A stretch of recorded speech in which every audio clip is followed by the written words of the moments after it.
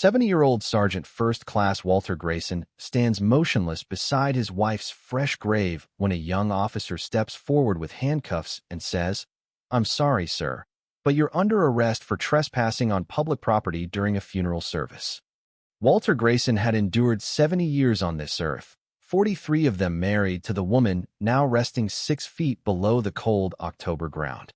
His weathered hands trembled slightly as he stood at Maplewood Cemetery, surrounded by ancient elms that had witnessed countless farewells. Morning mist clung to the headstones like reluctant spirits. Walter wore his only good suit, a charcoal gray one he'd worn to receive his Silver Star 28 years ago. The fabric hung looser now on his lean frame, but his military posture remained shoulders square, chin high, eyes fixed.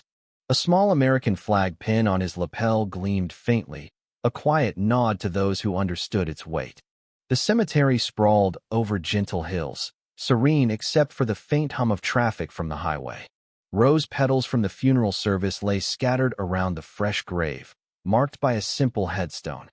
Eleanor May Grayson, beloved wife and mother. Walter had stood there for over an hour, whispering to Eleanor, sharing memories only they knew. He'd enlisted in the Army at 18 in 1972, serving 12 years before an injury forced his retirement. 2 tours in conflict zones earned him respect for his calm leadership and unshakable integrity. The Silver Star came after he carried 3 wounded soldiers to safety during a firefight, refusing to leave anyone behind. After the military, Walter worked as a carpenter for 30 years, building homes in the community he'd sworn to protect.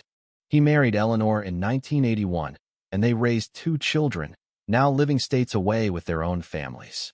Eleanor was his rock, helping him navigate the nightmares and transition to civilian life. She fought cancer for 3 years with the same grit Walter showed in battle. He'd been her caregiver, driving her to treatments, holding her hand through the worst, never flinching as medical bills drained their savings. When she passed last Tuesday, Walter felt half his soul rip away. Standing at her grave wasn't just grief, it was his final duty. In the military, you never left a fallen comrade. Eleanor wasn't a soldier, but she was his partner in life's hardest battles. He couldn't walk away and leave her alone in the cold earth. Officer Ryan Caldwell, only 7 months on the force, was eager to prove himself when dispatch reported a possible vagrant loitering in the cemetery. The gates had closed at sunset, and Caldwell assumed he was dealing with a homeless person who'd hopped the fence. Approaching Walter, he saw an old man in a suit, not the typical transient, but rules were rules. When Walter explained he was visiting his wife's grave, Caldwell checked his watch past visiting hours. He informed Walter that staying after closing was trespassing. Walter said he'd been there since the funeral that morning, losing track of time while saying goodbye to his wife of 43 years. His voice carried raw grief, but Caldwell heard only excuses. Growing impatient when Walter didn't immediately leave, Caldwell saw defiance where there was only desperation. Walter asked for 5 more minutes to finish his prayers, but Caldwell, trained to control situations, called for backup, reporting an uncooperative individual.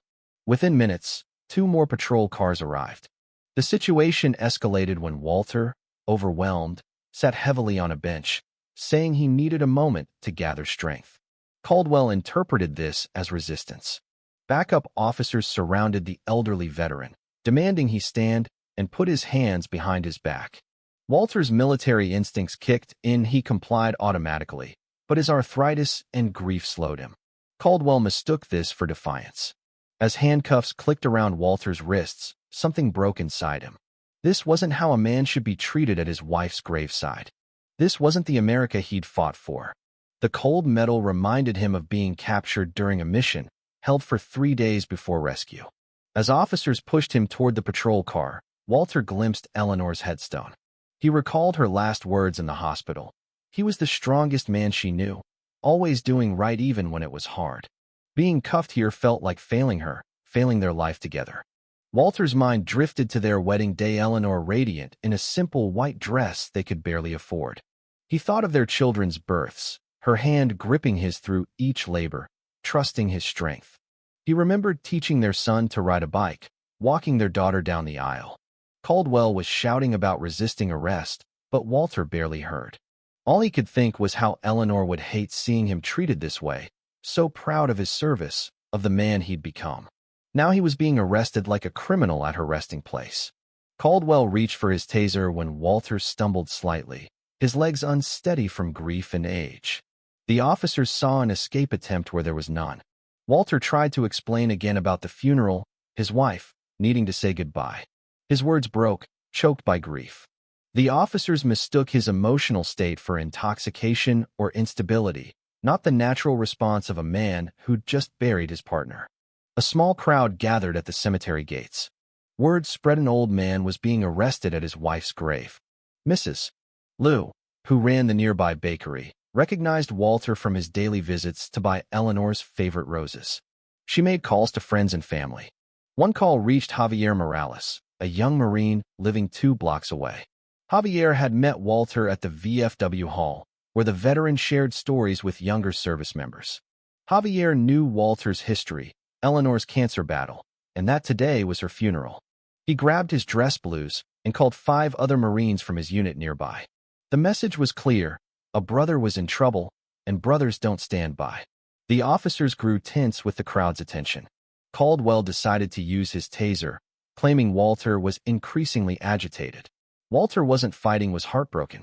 The taser's electric jolt dropped him to his knees beside the patrol car, his body convulsing as 70 years of memories flashed by. The sound he made wasn't a scream, it was the cry of a man who'd given everything to his country and family, now treated as nothing. That cry reached the 6 Marines in dress blues arriving at the gates.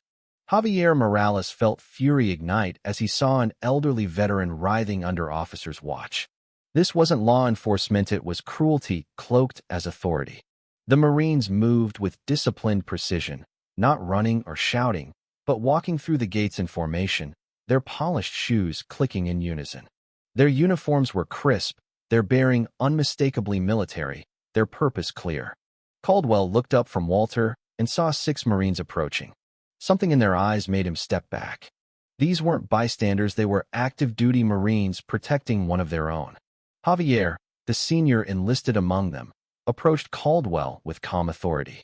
He asked for Walter's ID, revealing his military record, then demanded to know what crime justified tasering a 70-year-old veteran at his wife's graveside. The backup officers sensed their mistake. The crowd grew, now including other veterans, with cell phones recording. Caldwell's supervisor and the cemetery director were en route. Javier knelt beside Walter, helping him sit up, checking for taser injuries. The other Marines formed a protective perimeter, not threatening, but signaling Walter was under their care. The dynamic shifted. Authority now rested with those who understood service and sacrifice. Within 20 minutes, Caldwell's supervisor arrived and began damage control. The cemetery director confirmed Walter had permission to be there post-funeral. The trespassing charge vanished, along with Caldwell's credibility. Walter was helped to his feet by Javier and 2 Marines, his dignity restored by brothers who understood. The handcuffs came off, replaced by hands guiding him back to Eleanor's grave to finish his farewell in peace. The Marines stood at attention as Walter spoke his final words to his wife. Caldwell faced an immediate investigation for excessive force and poor judgment. His body camera footage, witness statements, and actions were scrutinized, effectively ending his fledgling career. The other officers faced lesser consequences for escalating a non-issue. The department revised policy, requiring supervisory approval before arresting anyone over 65 for minor infractions. Walter spent another hour at Eleanor's grave, protected by Marines who knew some things are sacred. He thanked each personally, his voice steadier, his military bearing returning as he recognized their honor.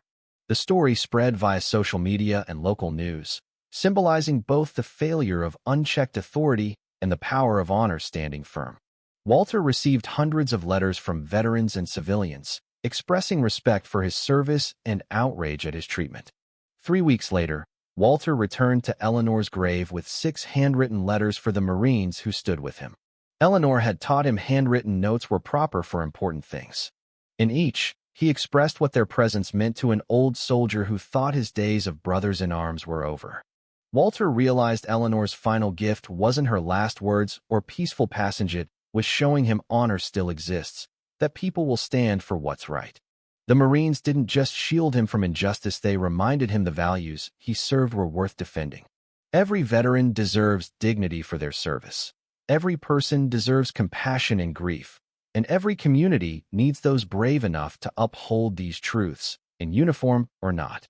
That's the America worth fighting for, the America worth coming home to.